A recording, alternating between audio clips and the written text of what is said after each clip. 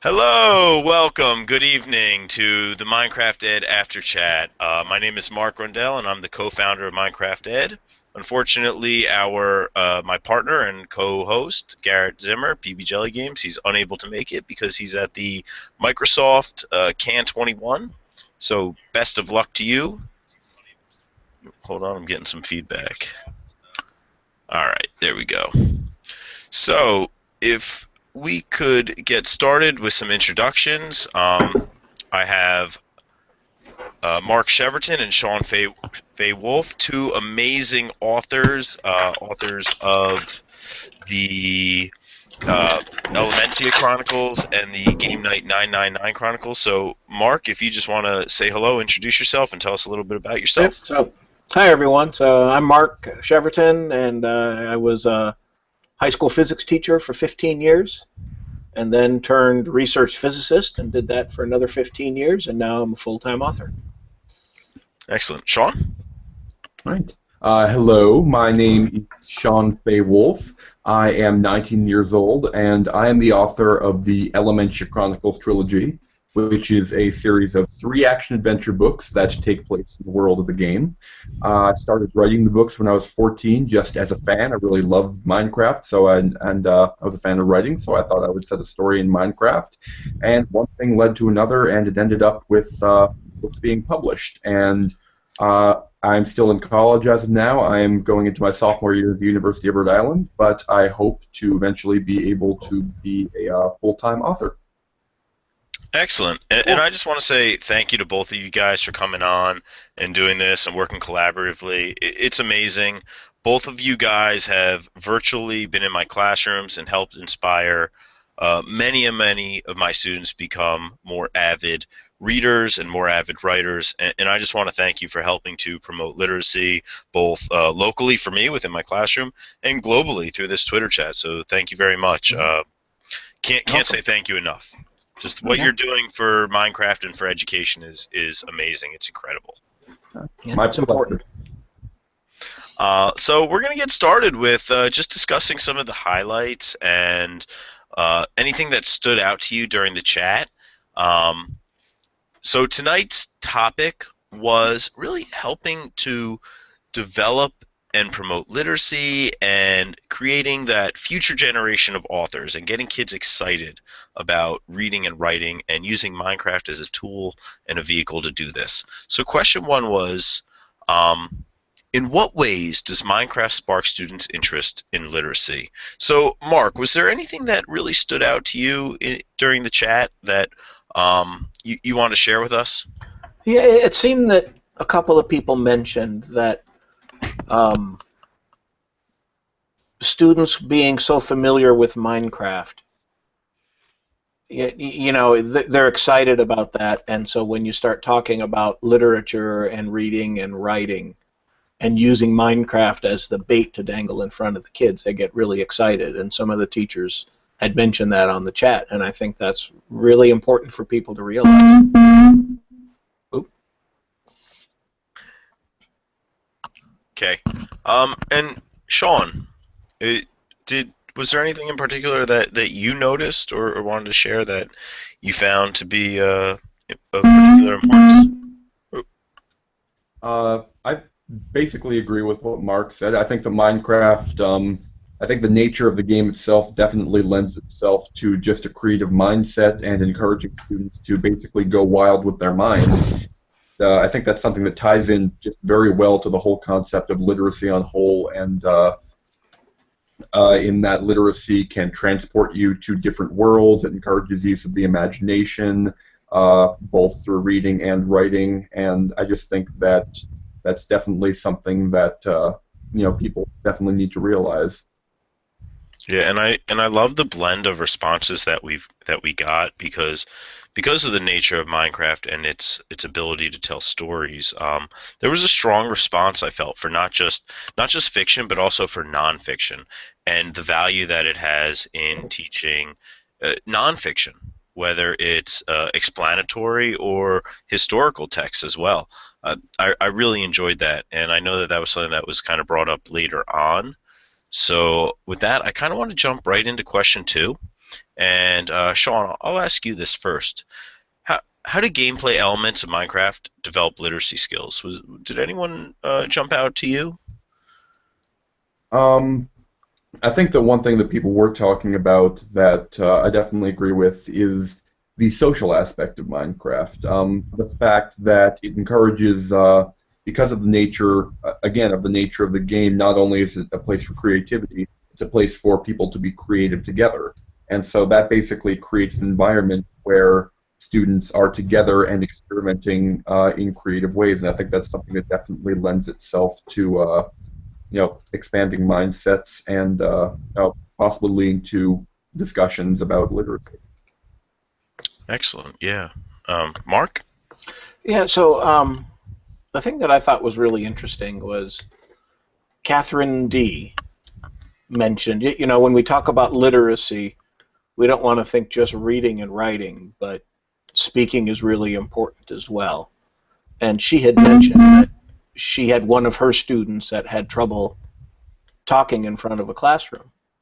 But when she was talking about her Minecraft build and the Minecraft activity, she was able to do that without as much of a problem.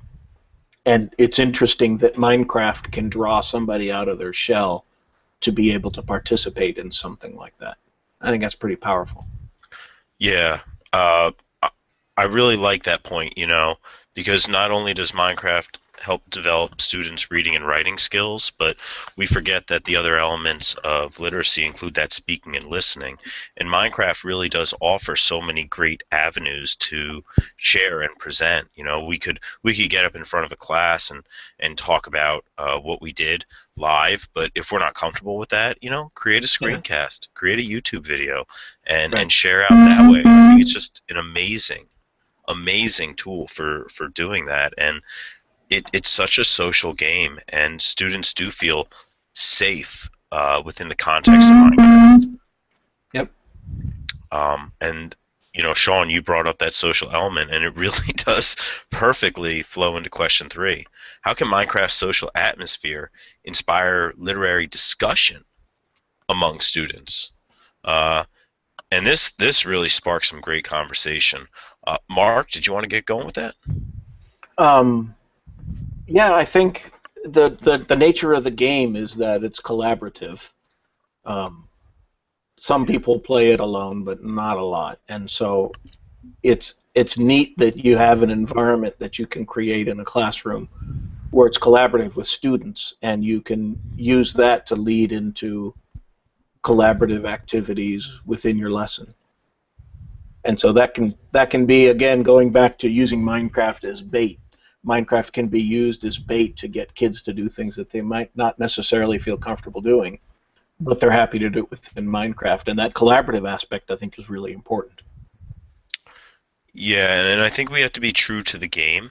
I think the vast majority of players are playing online and socially with their friends. Even if they're not playing in these huge servers, they're playing in local games and seed worlds with their friends. Yep. And I think that we need to keep that element of the game pure and true, and let the kids work together and collaborate and share. Absolutely. Sean, did you want to add anything? Yeah, I just think that Minecraft really is, I think you would consider it basically the students' home turf. It's essentially just a place where they're comfortable. If a teacher is going to be teaching a lesson in Minecraft, 9 times out of 10, that's going to be taking the teacher out of their comfort zone because they're experimenting with a new way of teaching. Because a lot of teachers probably haven't played Minecraft before. And I think that beyond it just being good for the students, I think that it also demonstrates that the teacher, has respect for their students in that, hey, this is something that I see that you like, and I see that it's something that you like and also has the potential to educate you, so I'm going to basically help you learn by using something you like. And I think that doing that definitely shows that the teacher cares about their students and cares for their happiness and the fact that they're enjoying what they're being taught. And I think that when that care is shown by the teacher, it makes the students more receptive to whatever it is that they're teaching. Yeah, absolutely. Think about the trust and the culture that you are establishing in the classroom by saying, "Look, I'm not the expert. I'm going to be the facilitator, and I'm going to assist you in your learning through a tool and a vehicle that you enjoy and you love and you're comfortable with, and help me help you. Uh, show me the best way." And I just want to comment. Andrew Forgrave really he asked a very insightful question with Minecraft, and he said, when we're walking a fine line here, and when does it move from play into work, and how do we balance that? How do we ensure that we're being true to the game, and that we are doing true game-based learning, and not just using the game of Minecraft as a virtual worksheet, so that we're just disguising work as a game, but it's really work, because we don't want to kill that love of the game. I don't think it's an easy answer, but it definitely got me thinking, and I don't, Well, I don't know if you guys saw that, but yeah, Mark, go ahead. yeah, but does your principal care if you're true to the game? The person that's evaluating you, do they really care? No, no, but they're not our number one client. Let's face it. Yeah. I mean, Um, like we talked about, who's your customer, right? Your yeah, customer's a student, and you got to deliver a quality product, or you're falling short, right? Yeah. yeah, absolutely. Sean, you want to jump in on that? Uh, yeah, no, I basically I agree with that. I think that it is a fine line because you don't want to turn something that kids love, Minecraft, into just another means of getting work done. I mean, the main purpose of school, let's be honest, is to get work done, to learn things. But I think that if you balance on that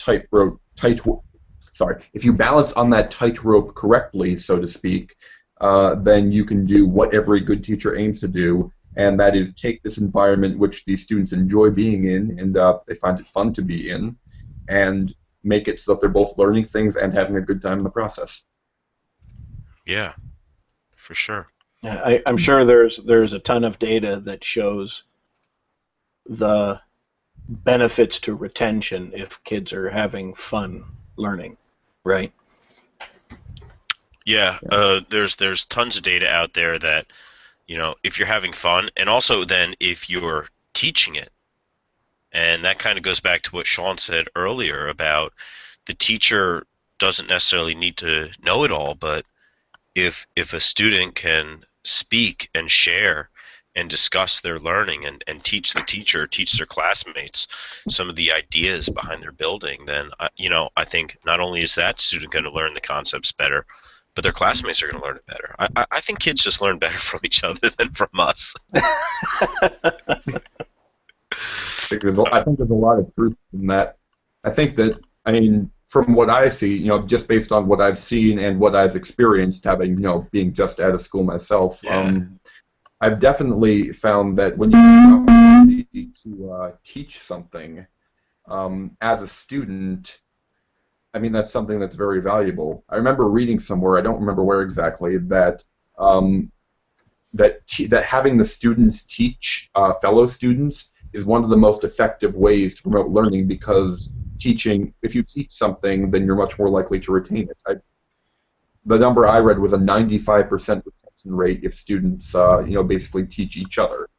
And I think that's, one reason why, putting students into groups to have them, give presentations to each other is such a popular style of teaching. And I think that Minecraft is like one of the perfect platforms for that style of teaching.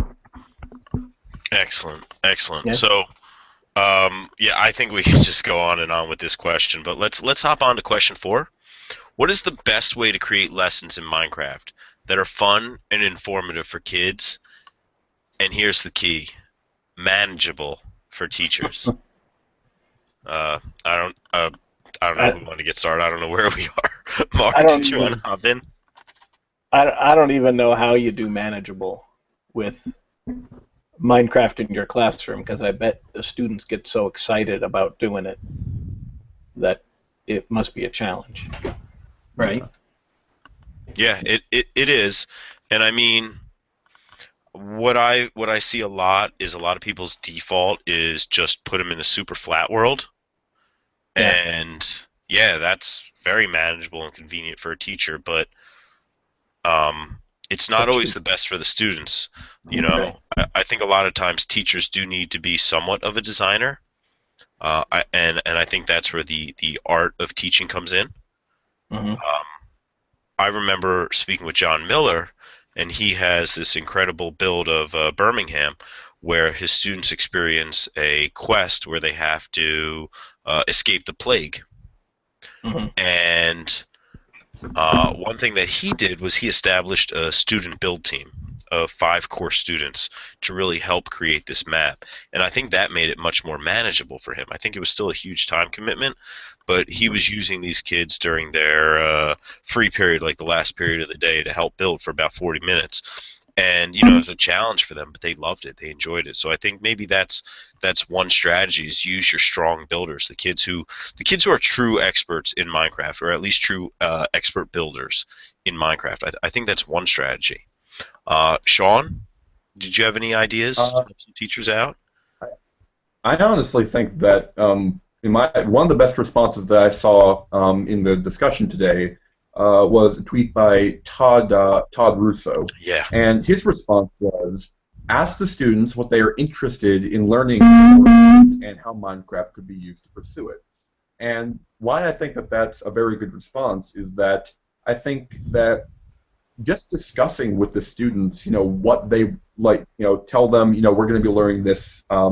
What do you think? What is a way that you think Minecraft could be used to help you understand this better? And obviously, like you touched on before, students' first reactions is going to be these, wild, amazing adventures that they want to have within Minecraft in school. A lot of which probably are not manageable for the teacher. That's going to be their first response. But I think that if a dialogue opens up, between students and between the students and the teachers, with the students, coming up with some good ideas, and the teachers basically acting as the grounding moderators to that, I think that has the potential to come up with something not only would students like because they're suggesting it themselves, but something that the teacher can manage because through the conversation, I think that's one of the best ways to reach the medium is to you know yeah, like I said, start dialogue between the students and teachers and see where it goes from there. Yeah, I Yeah. love that. Go ahead, Mark. I saw a video a couple months ago. Some teacher had their students build this gigantic model of the cell, and they created a big giant circle, and then the kids were putting in the nucleus and the mitochondria, and they put in all the different components of it. And I can imagine that was a really powerful lesson for these students because from the impression I got, they were deciding, the teacher gave them the construct of you're going to make a model of the cell, and then they determined how they were going to do it, and they had control over the task, and they had some input as to how it was going to be done. And I can imagine that was a really powerful lesson for them, and I bet they remembered the parts of the cell better. Oh yeah, absolutely. Um, You could do that with plants. My son just did a plant unit in middle school last year. You could be building all the different parts of a plant on a super flat world, or build it vertically in creative or something. There could be a lot, Absolutely. a lot of things you could do with that. And I think one strategy that sort of worked for me, and it's just kind of worked because of the setup of my classroom, but I don't have all the kids work individually, so I don't have 20 separate kids playing in separate worlds, and I don't have 20 kids playing in one world. So Ah, establishing groups and having groups of 4 or 5 kids building in one world together, I think does make it more manageable. yeah, I've seen those videos online of the Minecraft teacher or something like that. There's a guy on YouTube. I don't know if you've seen those. And it looks like he has 25 kids in this big dark room, and everybody's in front of a computer, and they're on the same world.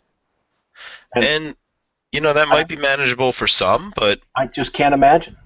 I can't you imagine. know, and I mean, you do have the you have the option to teleport the kids, and you might put them in a adventure type mode so they can't break things, if you're the teacher doing lessons. But um, if you want the kids actively engaged and involved, I like the idea of putting them in groups of 4 or 5 in their own seed worlds, so that griefing isn't so much of an issue, and you Right. know the group has to kind of stay together in their own world. You're not jumping from world to world. So I think that's a little tip. That's just because of the circumstances of my room. I have a lot of kids bringing in their own devices, so they're uh, grouping up in Pocket Edition. I have like 4 computers on a LAN network that are hardwired into a router, so they're together. They're not even connected to the internet, just to a local network. And so it kind of worked out that that's how I had to establish my groups, small groups of 4 or 5, and I found that very manageable. And I think the idea of putting 20, 25 kids in a world together, it's a little intimidating for me, to be honest with you. Maybe Yeah. it's something I'll try next year Yeah. if I have access. I think before, a little earlier, I made a comparison to basically putting kids in groups, and I think what I said was putting kids in groups for the sake of putting together things where they're teaching the other students. It's like, I think in general, when you're having students collaborate on something, it's hardly ever a good idea to just put them all together. You definitely have to break them down to groups, because it's hardly enough for a teacher to manage a class full of kids. And now, just by putting them all in the world, you're basically asking kids to manage themselves, which is, I mean, I don't even have to elaborate on that. I think that just imagining, the nature of Minecraft and seeing all these kids together, people can probably imagine why that's not the most effective way of going about it. Yeah, I can imagine. It, All it right. would be really interesting. It'd be interesting to hear how other teachers do that. Well, How do other teachers manage a classroom full of kids please in Minecraft? yeah, teachers, That would be interesting to hear. if you're watching this, or whether it's live, or you're watching it in a few days, please feel free to leave comments and share with us, because we do go back. We try to check out the comments. I'd love to hear how you are managing your classes, and what sort of hacks you have to make the lessons more manageable but still engaging and fun for students. All right, let's hop into question 5. And guys, this is where you can shamelessly plug your books. What resources do you need to create literary lessons using Minecraft, and where can we turn for these resources?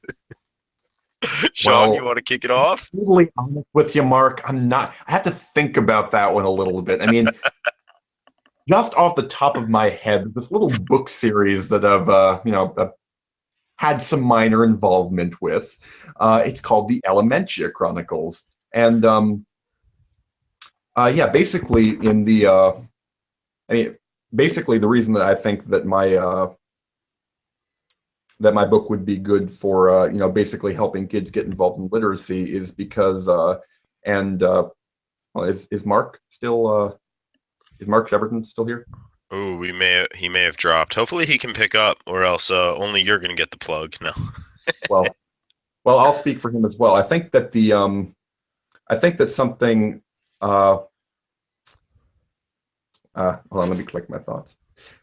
I think the reason that both my book and Mark's book are both very good, are both basically ways to get kids involved in literacy through Minecraft, is because our books are more than just the informational handbooks and things like that. I mean, the informational handbooks are great, and they can help students and especially teachers who are first getting into the game get a lot of very vital information. But where my books and Mark's books are different is that our books set in the world of the Yes. game. They're basically taking Minecraft, something that kids already love, and relating them back to literacy. I can talk from personal experience, and I say that I have gotten tons and tons of emails, letters, contacts on social media from kids, and especially from parents who are saying, my kid is not a reader. He's my son, daughter, niece, nephew before. but now they're jumping headfirst into these books, which are much bigger and longer than any book that they've ever tackled before, and they're doing it willingly because it's based in Minecraft. And so I think Minecraft, beyond having all the educational potential that we just spent the past few minutes talking about, Minecraft, above all, it's something that kids really, really love, and it's an amazing draw for them. And so having novels set in Minecraft, like the Elementia Chronicles and like the GameKnight999 series, it's a way to get kids into reading by making it based on something they really love. Yeah, you bring up a really good point. The handbooks, they're great. They definitely can be used, I think, help kids learn how to, organize and write non-fictional type information text. I think, for that purpose, it's great. They're organized in a way with headings, subheadings, text features, great for kids to learn that. But your books do tell a story. And I think that's what makes it so powerful and so relevant and meaningful for kids. Um, Mark, I want to say Mark has a great server that he runs. He spent a lot of time running his, setting up his server. He's got a no griefing zone, so he no cursing zone. Really tries to make it as safe and comfortable an environment for the kids as possible. I know that he encourages kids to write to him, and he will post their student work on his website. And he's even encouraged some kids to go a step further and have their own books self-published. And I think that's so neat. So, I wish Mark was here to share a little bit more about his GameKnight999 series, but he's gotten a lot of my kids excited about reading.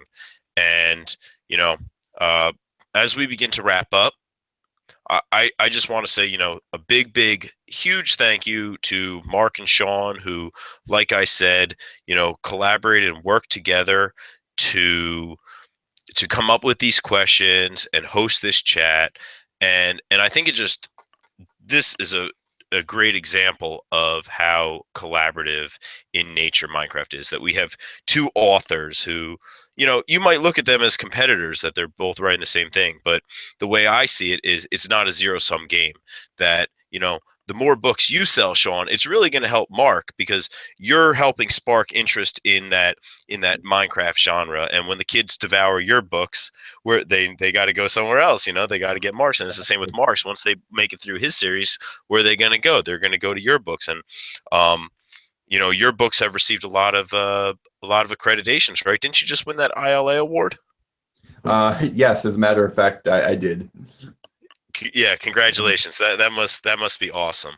I encourage you to reach out to Sean Fay Wolfe. Sean, did you want to share your Twitter contact? How can people get in touch with you? If they want to follow you, if they want to maybe reach out to you and have you Skype with their class. I know you did it with my class. It was exciting. My kids loved it. Yes, of course.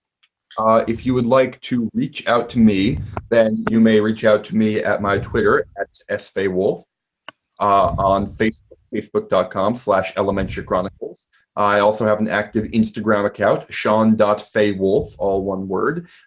If you would like to see all of this contact information, then you can go to my website, www.sfaywolf.com. That has both all my contact info and the information where you can look into purchasing a copy of the Elementia Chronicles, should you be so inclined. Excellent. And I know Mark can be found at markc_author on Twitter. Please follow him. And you can also go to his website. It's markcheverton.com / and then he has his website, and then I know it's the Minecraft-novels. He also has a GameKnight999 server. Check it out. Next week, we're going to have the one and only fellow New Jerseyan, Steven Isaacs, on. We're going to be discussing Minecraft as a game design tool, and how teachers can become game designers, and how we can help students become game designers. So please join us next week on 7/19.